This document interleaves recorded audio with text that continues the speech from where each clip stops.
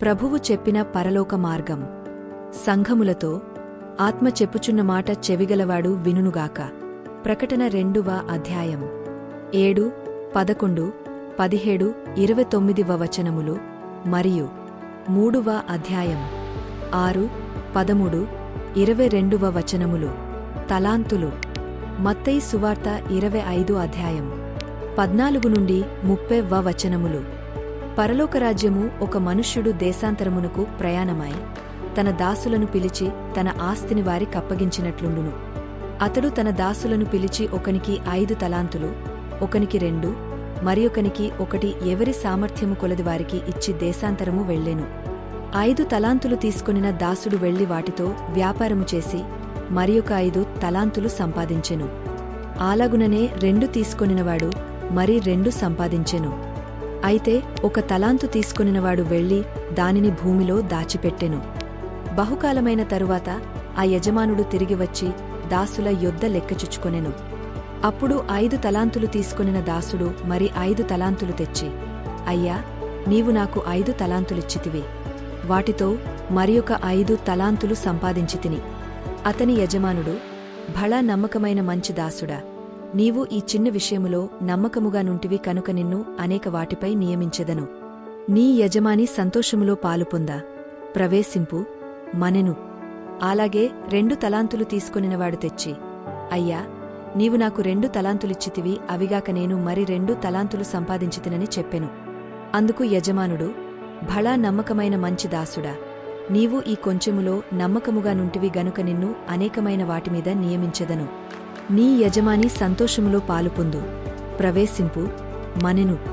తరువాత 1 తలాంతు తీసుకొనినవాడును వచ్చి, అయ్యా, నీవు విత్తని చోట కోయివాడవును, చల్లని చోట పంట కూర్చుకొనువాడవునైన కచినుడవని నేనెరుగుదును.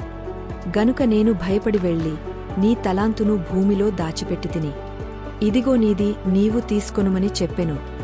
అందుకు అతని యజమానుడు వానిని చూచి, సోమరివైన చెడ్గదాసుడా, నేను విత్తని చోట కోయువాడను, చల్లని చోట పంట కూర్చుకొను వాడనని నీకు తెలియునా?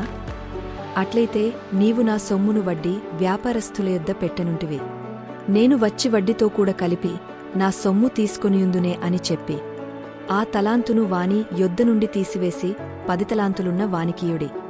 కలిగిన ప్రతివానికియ్యబడును, అతనికి సమృద్ధి కలుగును. లేనివాని యొద్ద నుండి అతనికి కలిగినదియు తీసివేయబడును.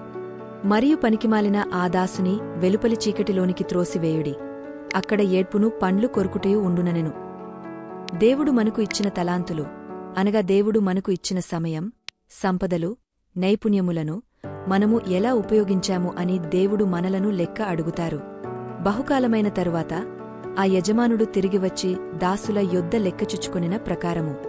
క్రీస్తునందు ప్రియ సహోదరి సహోదరుడా, దేవుడు నీకు ఇచ్చిన నైపుణ్యాలను నీవు ఎలా ఉపయోగిస్తున్నావు? దేవుని రాజ్యవ్యాప్తి కొరకు, దేవుని మహిమపరచుట కొరకు, మరియు నీకు ఇచ్చిన తలాంతులు ద్వారా ఆత్మల రక్షణకు నీవు దానిని ఉపయోగించిన ఎడల ఆ నైపుణ్యం అభివృద్ధి పొందుతుంది.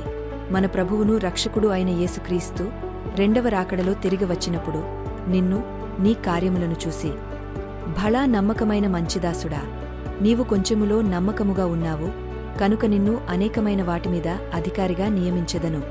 నీ యజమానుని సంతోషంలో పాలుపొందుము అనును. అనగా దేవుని నిత్య రాజ్యంలో ప్రవేశించడమే కాకుండా మనలను పరలోకంలో అనేకమైన వాటిమీద అధికారిగా నియమిస్తారు. మీరు 1 గమనించారా? 5 తలాంతులు ఇచ్చిన దాసునికి మరియు 2 తలాంతులు ఇచ్చిన దాసునికి ఇద్దరికీ ఒకే రకమైన బహుమతులు దేవుడు నిర్ణయించారు. ఇలాగా మనకు ఉన్న తలాంతులు, టాలెంట్స్ చిన్నదా పెద్దదా అని ప్రక్కవాళ్లతో పోల్చుకోకుండా నీవు నీకు ఇచ్చిన దానినే దేవునికి ప్రయోజనకరముగా వినియోగస్తే, దేవుడు నిన్ను నమ్మకమైన నా కుమారుడా లేదా నా కుమార్తె, నేను నీకు ఇచ్చిన వాటిని నీవు నా రాజ్య వ్యాప్తి కోసం ఉపయోగించావు అని అభినందిస్తారు. మరియు పరలోకరాజ్యంలో అనేకమైన వాటిమీద నిన్ను అధికారిగా నియమిస్తారు. కానీ 1 తలాంతు ఇచ్చిన దాసుడు తన యజమానిమీద సరైన అవగాహన మరియు ఆయనను గూర్చిన జ్ఞానం లేక తన స్వంత ఆలోచనతో, స్వంత ఆచరణతో భూమిలో దాచిపెట్టాడు. అది అతనికి ఉత్తమ మార్గంలా కనిపించినదే. భూమిలో దాచిపెట్టడం అంటే మనకు ఇచ్చిన నైపుణ్యాలను లోకం కొరకు ఉపయోగించడం.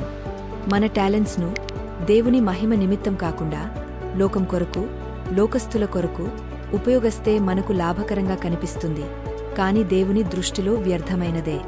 అందుకే దేవుడు ఆ దాసుని సోమరివైన చెడ్డదాసుడా అని పిలిచారు, మరియు పనికిమాలిన ఆ దాసుని వెలుపటి చీకటిలోనికి అనగా నిత్య నరకంలోనికి అప్పగించారు. మరి మన తలాంతులను ఎక్కడ వాడుతున్నామో మనం ఒకసారి పరిశీలించి చూసుకోవాలి.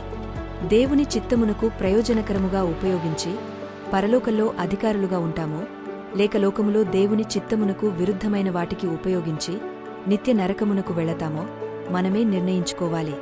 ప్రియ సహోదరి సహోదరుడా, ఒకవేళ నీకు దేవుని సేవలో మరియు దేవుని రాజ్యవ్యాప్తిలో ఆసక్తి ఉండి దేవుడు ఇచ్చిన తలాంతును నీవు ఎరుగక ఉంటే దేవుని దగ్గర మొరపెట్టు, ప్రార్థించు. పరిశుద్ధాత్మ దేవుడు నీకు దానిని గ్రహింపుకు తెస్తారు.